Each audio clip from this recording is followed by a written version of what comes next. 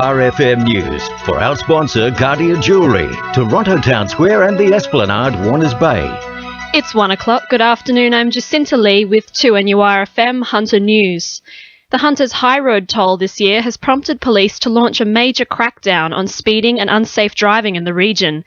29 people have died on the Hunter's roads so far this year, up by 13 from the same time last year, with multiple fatalities involving P-plate drivers and mature-age motorbike riders the main factors in the toll.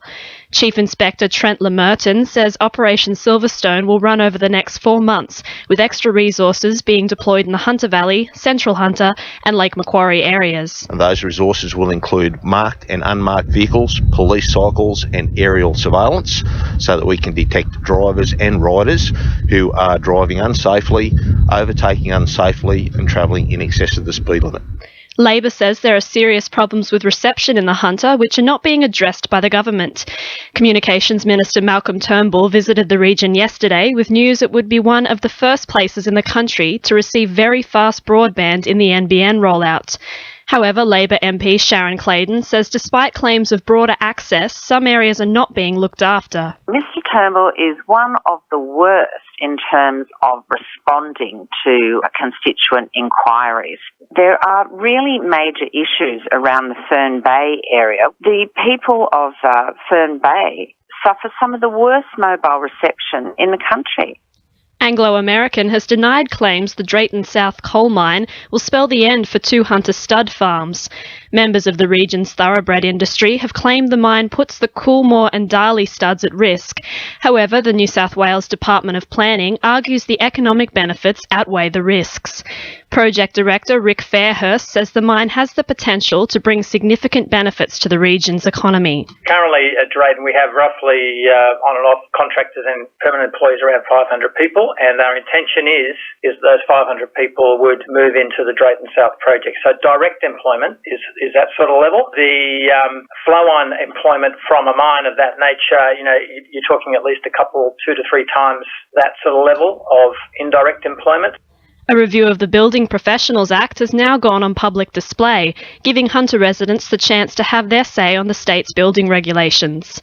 The report has been prepared from consultation with industry stakeholders, various governments and online surveys, which will be open to public feedback before a final report is submitted later in the year.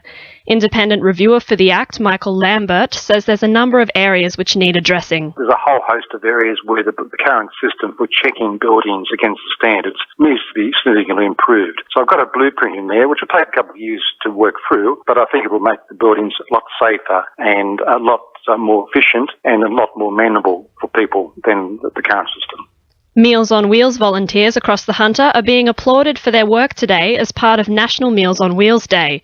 Delivering more than 400,000 meals annually, Meals on Wheels makes it possible for the elderly to live at home and have nutritious meals delivered to their door.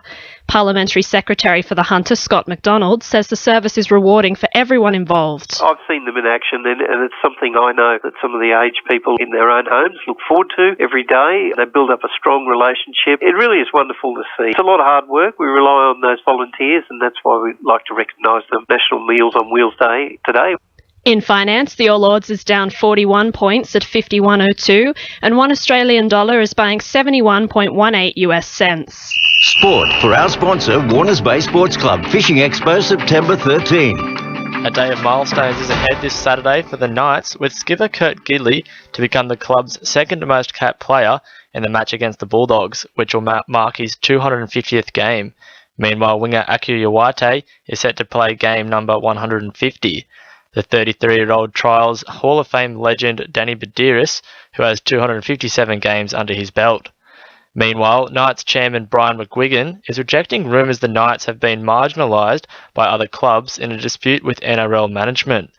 There have been reports a Super League-style breakaway may be on the table due to increasing frustration with the governing body. However, the chairman says there is no bad blood between fellow clubs. And there's a milestone for the Jets as well, with today marking 10 years since the A-League's first match was played at Hunter Stadium. That's Sport, I'm Reece Wicks. 2NURFM News Time is 1:05. Bob!